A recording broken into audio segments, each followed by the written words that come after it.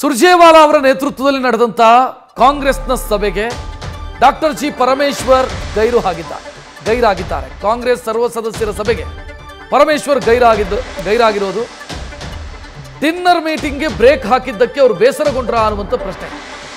ಸಭೆಗೆ ಆಗಮಿಸದೆ ತುಮಕೂರಿಗೆ ತೆರಳಿದ್ದಾರೆ ಪರಮೇಶ್ವರ್. ಸುರ್ಜೇವಾಲಾ ನೇತೃತ್ವದಲ್ಲಿ ಸಭೆಯಾಯಿತು.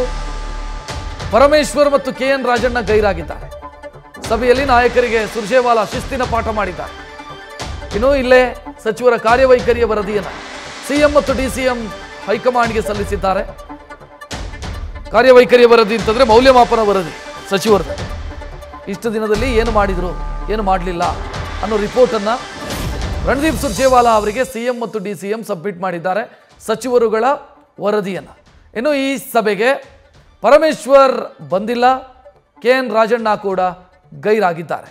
ನೋಡ್ತಾ ಇದ್ದೀರಿ ಸುರ್ಜೇವಾಲಾ ಅವರ ನೇತೃತ್ವದಲ್ಲಿ ನಡೆದಂಥ ಸಭೆಯ ದೃಶ್ಯವನ್ನು.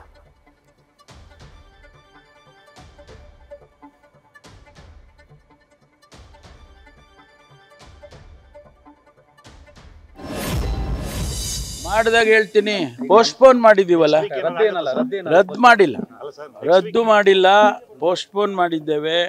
ಹೈಕಮಾಂಡ್ನವ್ರ ಜೊತೆ ಚರ್ಚೆ ಮಾಡಿ ಸುರ್ಜೇವಾಲಾ ಅವ್ರಿಗೂ ಕೂಡ ವಿನಂತಿ ಮಾಡಿದ್ದೇನೆ, ಅವರು ಕೂಡ ಬರಬೇಕು, ನೀವು ಆ ಕಾರ್ಯಕ್ರಮಕ್ಕೆ, ಆ ಮೀಟಿಂಗಿಗೆ ನೀವು ಬನ್ನಿ ಅಂತೇಳಿ ಕರೆದಿದ್ದೇನೆ. ಹಾಗಾಗಿ ಅದು ಅವ್ರು ಯಾವಾಗ ಸಮಯ ಕೊಡ್ತಾರೋ ಅದು ಆ ಸಮಯದಲ್ಲಿ ಮಾಡ್ತೇವೆ. ಹೈಕಮಾಂಡಿಗೆ ವಿರುದ್ಧವಾಗಲಿ ಅಥವಾ ಹೈಕಮಾಂಡಿಗೆ ಯಾವುದೇ ರೀತಿಯ ತೊಂದರೆ ಆಗದಾಗೆ ನಾವು ಮಾಡ್ತೀವಿ. ಅನೇಕ ಸಮಸ್ಯೆಗಳಿದ್ದಾವೆ, ಪರಿಶಿಷ್ಟ ಜಾತಿ ಸಮುದಾಯಕ್ಕೆ ಸೇರಿದಂಥ ಅನೇಕ ಸಮಸ್ಯೆಗಳಿದ್ದಾವೆ, ಅವೆಲ್ಲ ಚರ್ಚೆ ಮಾಡ್ತೀವಿ. ಇನ್ಕ್ಲೂಡಿಂಗ್ ಒಂದು ಇಂಟರ್ನಲ್ ರಿಸರ್ವೇಷನ್, ಈಗಾಗಲೇ ನಾಗಮೋಹನ್ ದಾಸ್ ಅವರಿಗೆ ಅಧ್ಯಕ್ಷತೆಯಲ್ಲಿ ಸಮಿತಿ ಮಾಡಿದ್ದಾರೆ. ಎರಡನೇದು ಬಾಬಾ ಸಾಹೇಬ್ ಅಂಬೇಡ್ಕರ್ ಬಗ್ಗೆ ಏನು ಮಾನ್ಯ ಅಮಿತ್ ಶಾ ಅವರು ಲೋಕಸಭೆಯಲ್ಲಿ ಮಾತಾಡಿದರು, ರಾಜ್ಯಸಭೆಯಲ್ಲಿ ಮಾತಾಡಿದರು, ಅದರ ಬಗ್ಗೆನೂ ಕೂಡ ಚರ್ಚೆ ಮಾಡಬೇಕು ಅಂತೇಳಿ ಅನೇಕ ಶಾಸಕರು ಕೇಳ್ಕೊಂಡಿದ್ದಾರೆ. ಅದನ್ನು ಚರ್ಚೆ ಮಾಡ್ತೀವಿ. ಈ ಬಗ್ಗೆ ಹೆಚ್ಚಿನ ಡೀಟೇಲ್ ನೀಡೋದಕ್ಕೆ ನಮ್ಮ ಪ್ರತಿನಿಧಿ ಹರೀಶ್ ನೇರ ಸಂಪರ್ಕದಲ್ಲಿ. ಹರೀಶ್, ಈಗ ಪರಮೇಶ್ವರ್ ಮತ್ತು KN ರಾಜಣ್ಣ ಉದ್ದೇಶಪೂರ್ವಕವಾಗಿ ಗೈರಾಗಿರೋದಾ ಅಥವಾ ಇನ್ಫಾರ್ಮ್ ಮಾಡಿ ಹೋಗಿದ್ದಾರಾ?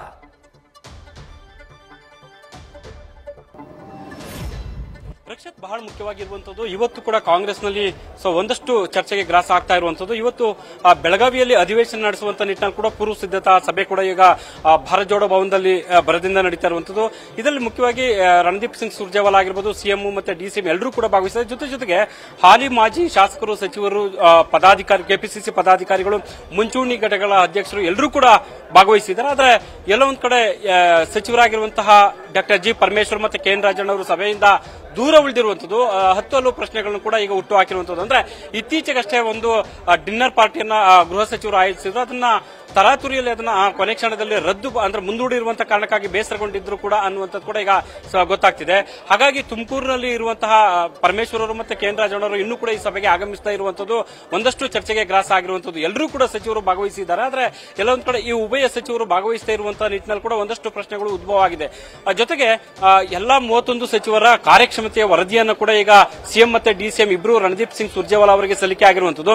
3 ತಿಂಗಳಿಗೊಮ್ಮೆ ಮುಂದಿನ ದಿನಗಳಲ್ಲಿ ಕೂಡ ವರದಿಯನ್ನು ಸಲ್ಲಿಸಬೇಕು ಅನ್ನುವಂತ ನಿಟ್ಟಿನಲ್ಲಿ ಈಗಾಗಲೇ ಸೂಚನೆಯನ್ನು ಕೂಡ ನೀಡಿರುವಂತದ್ದು. ಹಾಗಾಗಿ ಯಾವ್ಯಾವ ಸಚಿವರು ಯಾವ ರೀತಿಯಲ್ಲಿ ಕೆಲಸ ಮಾಡ್ತಿದ್ದಾರೆ ಅನ್ನುವಂತ ಪ್ರಶ್ನೆಗಳು ಕೂಡ ಹಲವು ಸಂದರ್ಭಗಳಲ್ಲಿ ವ್ಯಕ್ತ ಆಗ್ತಿತ್ತು. ಬಹಿರಂಗವಾಗಿ ಕೂಡ ಹಲವರು ಈ ನಿಟ್ಟಿನಲ್ಲಿ ಚರ್ಚೆಯನ್ನು ಮಾಡ್ತಾ ಇದ್ರು. ಈ ಹಿನ್ನೆಲೆಯಲ್ಲಿ 20 ತಿಂಗಳ ಅವಧಿಯ ಒಂದು ಸಚಿವರ ಕಾರ್ಯಕ್ಷಮತೆಯ ವರದಿಯನ್ನು ಕೂಡ ಈಗ ಸಲ್ಲಿಕೆ ಆಗಿರುವಂತದ್ದು.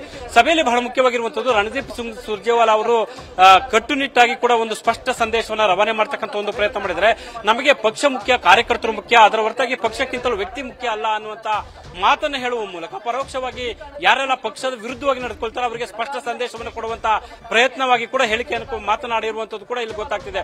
ಒಂದು ಮಾತನ್ನ ಪದೇ ಪದೇ ಪ್ರಸ್ತಾಪ ಮಾಡಿದ್ದಾರೆ ಸುರ್ಜೇವಾಲಾ ಅವರು, ಪಕ್ಷದ ವಿರುದ್ಧವಾಗಿ ಬುಲ್ಡೋಸ್ ಕೆಲಸವನ್ನ ಮಾಡ್ತಕ್ಕಂಥ ಯಾರೇ ಆದ್ರೂ ಕೂಡ ನಾವು ಸಹಿಸೋದಿಲ್ಲ ಅನ್ನುವಂತ ಸ್ಪಷ್ಟ ಸಂದೇಶವನ್ನ ಈಗ ಸುರ್ಜೇವಾಲಾ ಅವರು ರವಾನೆ ಮಾಡಿರುವಂತದ್ದು. ರಕ್ಷಾ, ಥ್ಯಾಂಕ್ ಯು ಹರೀಶ್ ಮಾಹಿತಿಗೆ.